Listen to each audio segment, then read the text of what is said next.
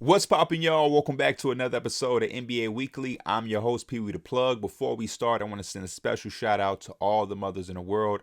I hope all of you guys that are watching are enjoying your Mother's Day with whoever is the motherly influence in your life, or any of the mothers that you know. Shout out to all the mothers. We got the purple light in the background. I love Mother's Day, where we can champion our mothers and let them know how much they mean to us and how much we appreciate them, because without them, none of us exist literally, and they just do so much for us, and we wouldn't probably be who we are figuratively without them. So much love to everybody, and I hope y'all enjoy y'all Mother's Day with y'all loved ones. But outside of that, we have playoff basketball to talk. I want to start with yesterday's game, the Milwaukee Bucks and the Boston Celtics. And I feel like if I would have dropped the video prior to that game, and I would have told you guys that I can guarantee that Al Horford would have 22 points, 16 rebounds, 5 assists. If I could guarantee that the Boston Celtics as a team will collect 13 blocks and that they also would shoot 34 free throws, I think a lot of you guys, probably 90% of you guys, would tell me that that means that the Boston Celtics are probably going to win that game if all of those things happen. Well, yesterday, all of those things happened, and the Milwaukee Bucks still found a way to win. And I think that's something that I'm loving about this Bucks team. And I think this last game could be a turning tide for the Bucks, because now the Boston Celtics, first and foremost, have their backs against the wall, down 2-1. Milwaukee went into Boston and they split on the road, which allowed them to take charge and take command of home court advantage. So now, if they just protect their home court the rest of the way, they ultimately win this series.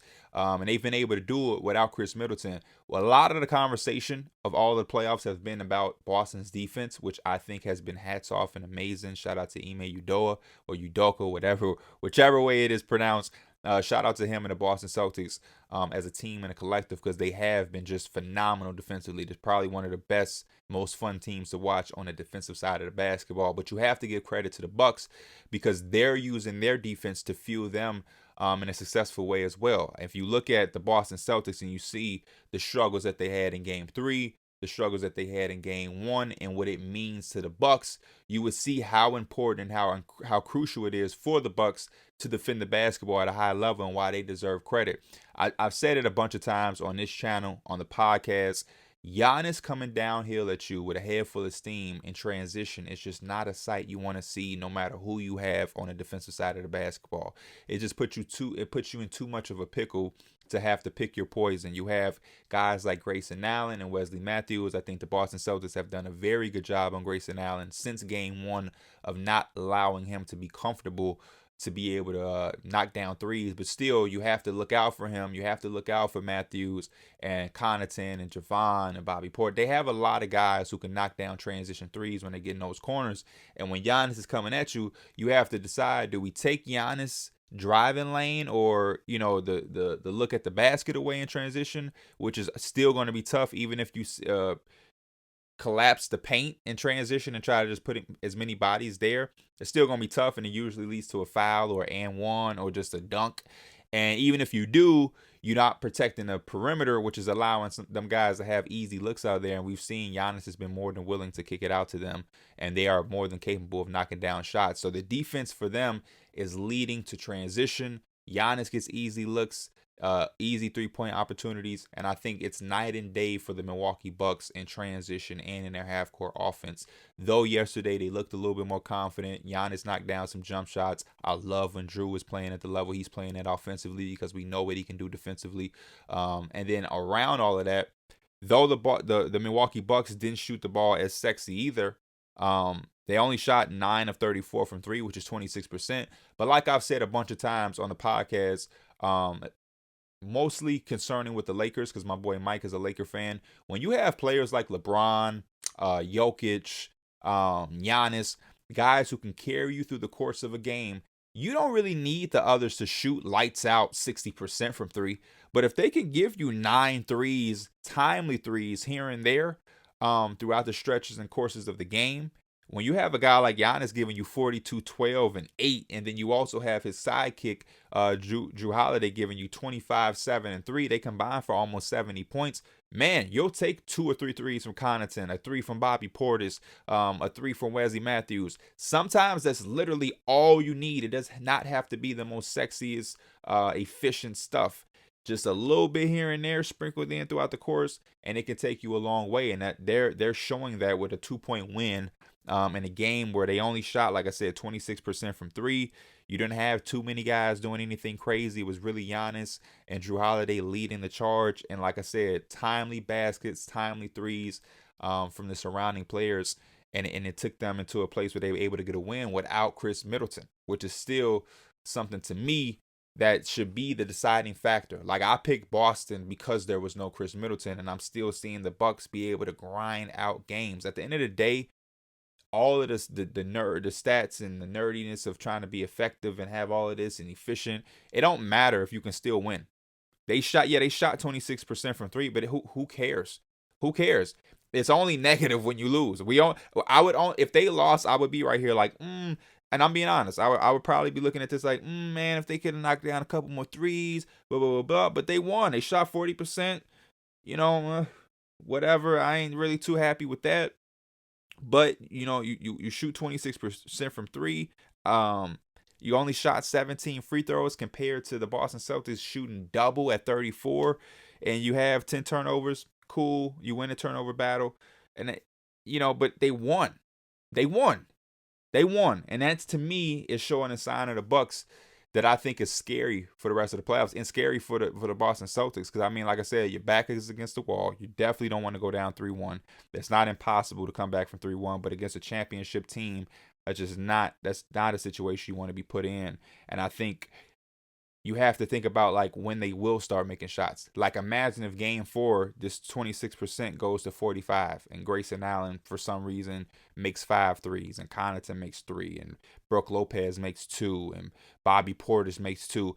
Those games are just as possible as shooting duds. Like, shooting duds where teams just go cold and they can't make a shot, and it's just like atrocious shooting out there. Kind of like the Boston Celtics in this game. It's just as possible for a team to get hot and shoot 60% from the field, almost 50% from three, and they just can't miss. So you have to worry about that if you're the Boston Celtics. Like, man, if we lost this game where they struggle from three, the others made timely baskets, but none of them like really had an uncharacteristic game. If one of those do happen, we could be shit out of luck. And then you look at the Boston Celtics, and we could talk about them for a minute. They shot below 40% from the field. These guys, I'm almost throwing up in my mouth that the Bucks shot 40%, and these guys shot 37% from the field, and then 27% from three. And Jason Tatum gives you 10 points on 4-19 shooting, missing his last 10 field goals. And you look at, like I said, 13 blocks as a team. You shoot 34 free throws, and you make 28, so you shot 82% from there. And you get a game from Al Horford where he gives you 22, 16, and 5. This is a game that you have to win if you're the Boston Celtics. 13 blocks as a team is crazy. You have to win this game, man. You have to win this game. It's kind of like the other series that we'll talk about later in the video, the Memphis Grizzlies and the Golden State Warriors. In game 2, with the Warriors shooting as bad as they did, how careless the turnovers were, and the fact that Draymond had to miss some of the game with the eye injury and all of that. Klay Thompson was kind of non-existent, and the fact that the Golden State Warriors still almost won that game put a lot into perspective for the rest of us to see how good the Golden State Warriors really are over the Grizzlies. And I felt like, man, like the Grizzlies, I'm so happy they escaped that, because if they would have lost that game, how do you go into the locker room? How do you go into the next practice or the next shoot around or film session and confidently feel like you can win a game when so much goes right for you and so much goes wrong for the other team, and they still find a way to damn near win? And that's a tough situation to be in. And I think opposite of the Grizzlies, this is how the Celtics feel. You know what I mean? Like, how do they feel like they can win when so much, this is like the perfect thing. And I know Jason Tatum is not going to shoot 4-19 again. I can almost guarantee that. Marcus Smart shoot 1 for 8. I don't think he's going to shoot that bad. I'm not saying Marcus Smart going to come out and have 40. Like, Jason Tatum is the type of player who shoots this bad and he comes out the next game and just wants to kill everything. But I don't think Marcus Smart is going to shoot that bad. 27% from 3. It's not usual from the Boston Celtics. But to be able to have this type of performance from Al Horford, I just don't think you can rely on that to get that. Derek White even giving you 14 off the bench. The Milwaukee Bucks killed the glass. They won a rebound game 53-47. I expect them to always dominate the glass there. But like I said, Jaylen Brown came to play. Al Horford had a hell of a game. Collectively as a team, 13 blocks, 34 free throws. I just cannot wrap my mind around it enough. And I know the reason is Jason Tatum. Like, legitimately, they had all of the opportunities to tip the ball into at the end and send it to overtime. But Jason Tatum makes 2 more shots and you win this game from a statistical standpoint. And I know you can say the same thing about the Bucks. If Grayson Allen makes one of his threes, they still win. Whatever, sure. But the fact that you had all this go your way, you lost, you're down 2-1, you split at home, and now you face a tough situation of being down 3-1. Because I still do think that the Bucks are going to have a game where their others are going to shoot lights out. And if I go back, I want to figure out the day of when they played the very first game. The very first game was last Sunday. And that's the game they came out. And how did they shoot?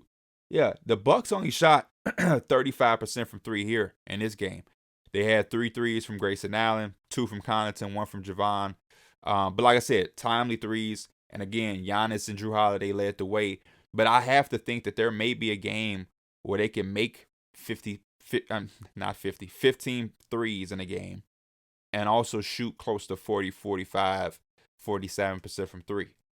You know what I mean? Like, if they have one of those games, then what do you do? Because Giannis is showing that he's going to find a way, whether it's ugly and he's shooting 36% from the field, 40-point triple-double alert night for him. He's going to find a way to make things happen and put this team in a position to win. And honestly, Drew Holiday coming in and being as aggressive as he was offensively is a good sight to see when you don't have Chris Middleton. That was one of the question marks I had for the Bucks. How was Drew Holiday going to respond to being one of the only, if not the literal only, perimeter shot creator? Because that's usually Chris Middleton's role. Grayson Allen and the rest of these guys are spot-up shooters, and it puts a lot of pressure on him, but he's handled it. Transition is leading to success for everybody across the board, and I love when Giannis is coming in, locked in, 50% from the field. I'm telling you, transition. The Bucks are doing a thing. The Boston Celtics are going to have to make shots. I'm really interested to see how Jason Tatum comes out the next game, and it's just so funny to see social media. I'm going to throw this in here. Social media has to relax. You know what I mean? Jason Tatum has a great game, and we're calling him better than guys XYZ. Then he has a stinker like this, and now all of a sudden he's worse than X, Y, and Z. Like, let shit chill and let things play out. And we'll have all offseason to rank guys and get a full, clear picture. Let's chill on these moments, man. Too many guys putting out these crazy takes in the heat of the moment. Now, if Jason Tatum responds to this game and has 50, all of y'all who was saying X, Y, and Z is better, or how could you say, you're going to turn the tide right back again. So let things play out. We have all playoffs left. And then we'll have all offseason to be able to say, based off this, based off that, this guy is here, this guy is there. Relax, please, and thank you. Moving on to the next series. Like I mentioned, the Golden State Warriors and the Memphis Grizzlies. After game 2, I was a guy that looked at that game and saw how bad the Golden State Warriors shot. And I said to myself, there's no way that the Golden State Warriors are going to shoot this bad again. And damn sure it won't be in San Francisco at the Chase Center. And sure enough, they came out, they shot the ball way better. And this is the type of stuff I'm saying, like if the Bucks could have a game like this, though I don't think the Bucks could or will. You look at the Warriors, they shot 63% from the field, and then they shot 53% from 3, making 17 of 34, 90% from the free throw line, 19 to 21. Still a lot of turnovers, 17 compared to the Memphis Grizzlies 10. But you get Klay Thompson back in full effect, making 66% of his threes after going 2 for 12, 4 for 6. Jordan Poole, Otto Porter knocking down shots. Klay being Klay. Wiggins made all of his. Kuminga gave you 2 threes. Like when they have those bad shooting games, and I'm looking around and like, hey, they almost won that game even though they shot so bad, my mind is switching to them having a performance like this. What are you going to do when they have a game like this?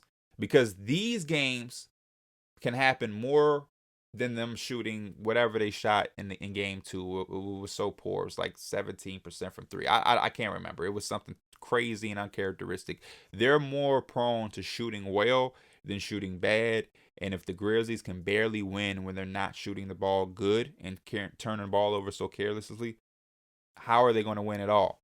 And going into this series, we knew that the Golden State Warriors were overpowered for the Grizzlies. I was just curious to see if the games were going to be like this. And the first two games in Memphis were close. And it was hard to tell, is it because the Warriors aren't playing at their best, or are the Grizzlies really this good and they're ready for this moment? But I'm starting to feel like it was because the Warriors weren't playing their best. And I think this is going to go 5. It's going to go 5 games, like I've predicted earlier. The Grizzlies got their 1. But I think the Warriors are locked in. I like the way that they're playing basketball. Gary Payton II, would love to have him out there on the floor for what he's able to do defensively, and an energy guy and hustling, getting the extra plays, loose balls. You miss that factor, but I love to see them clicking and being able to make shots, especially when it's not Steph. Because we know Steph is going to do Steph. Steph shot 2 of 8, 25% from 3, still had 30. You know what I mean? He's going to be him. But to see Clay knocking down shots, to see Kuminga doing some things, to see Wiggins doing this thing, Jordan Poole, even to get some action and some love from Otto Porter, goes a very long way for this team. And I think they are, they're ready for another shot at the NBA Finals. And I'm very curious to see how fast and how good they can be the rest of the series to wrap it up. And to see them in the next round against whoever they're going to face. But the Golden State Warriors are serious. They're very serious, and I've said it and I've owned up to it. Like, I know they missed a lot of time, and we didn't get to see them collectively, consistently, and a lot throughout this year, with Steph being down, Draymond being down, Clay coming back, all these different scenarios. So I'll admit, I kind of forgot how good the Golden State Warriors were at the start of the playoffs. But seeing them after the first round, seeing them in this series, they're really, really good. As far as the Memphis Grizzlies, Ja has been incredible. He's been fantastic. Like, it's not much more you can ask from him in this series. I just want to see some other guys step up on a consistent basis. I still don't think they're going to beat the Warriors. I just don't think they're that good of a team as far as the Warriors to compete with them. The Warriors are definitely the superior team, championship DNA, experience. They have better players. But I want to see somebody step up for them, because it feels like Ja Morant versus the Warriors at certain times. Jaren Jackson has to be their second best player, and it don't mean he has to score 30 either, but I want to see him be more impactful. He has 3 rebounds this game. That's less than DeAnthony Melton. That's unacceptable to me. He doesn't have to have 20 rebounds, but 3 rebounds in 28 minutes is just unacceptable in my perspective or my opinion. Same thing with Xavier Tillman. 1 rebound in 21 minutes is just not going to cut it. So, because the Warriors are a little bit smaller, Kuminga and Draymond was their front court, I would love to see Taylor Jenkins switch it up. What do you have to lose? Switch it up. Do Jaren Jackson at the 5 and Kyle Anderson at the 4. Do Jaren Jackson at the 4 and start Brandon Clark. I know they were missing Dillon Brooks this game, so I'll cut them a little bit of slack, just a little bit, because I don't feel like Dillon Brooks would have changed anything in this game. They still would have lost. They lost by 30 points. But having an extra guy and extra depth definitely goes a long way for a team like the Grizzlies. But somebody has to be that guy. Bane played a lot better in this game than he did in the previous games, but I would love to see him play like he did against the Timberwolves. Ja's going to need somebody who can match his intensity and his will. You know, Ja has like a real will to win and go out there and just go. And I think all of these guys are like that, which is why they've had such a great season. But in this particular series, it just really feels like it's Ja against the Golden State Warriors. And like I said, it doesn't have to always be from a scoring aspect. I'm not asking somebody else to have 30 a game. But, man, I'm looking at the stats right in front of me. Nobody on this team had more than 4 rebounds against the Warriors. That's how the Nuggets were giving themselves a chance, by just crashing the grass.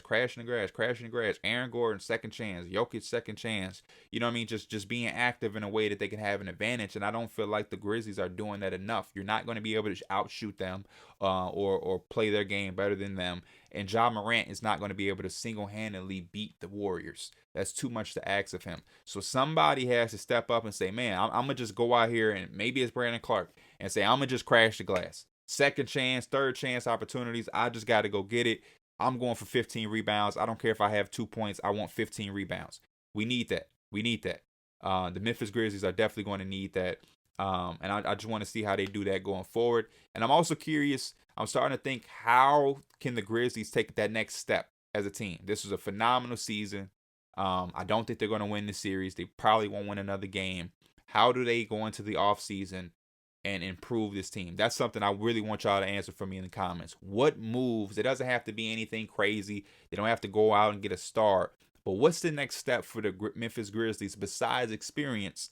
What's the next step for them to become a team that can stay in this mix? Because a lot of teams have these type of years, kind of like the Hawks last year, where you go on this crazy run, and then in the following year, everybody's expecting you to do X, Y, and Z, and you take a step back because it's just not that easy. It's not like, oh, we're the second seed, so next year we'll have experience, guys going to get better, and we automatically just going to be even better than we were. It's not always like that. Some teams shoot up, take 7 steps forward, the next thing you know, they take another 4 steps back, and then they take another step forward, and it's another 2 steps back. What can the Grizzlies do to continue to go in this direction to compete? Because this young group is going to be looking for that. They're going to want another taste of playoff basketball and success at a high level. So I'm watching for that. But let me know in the comments.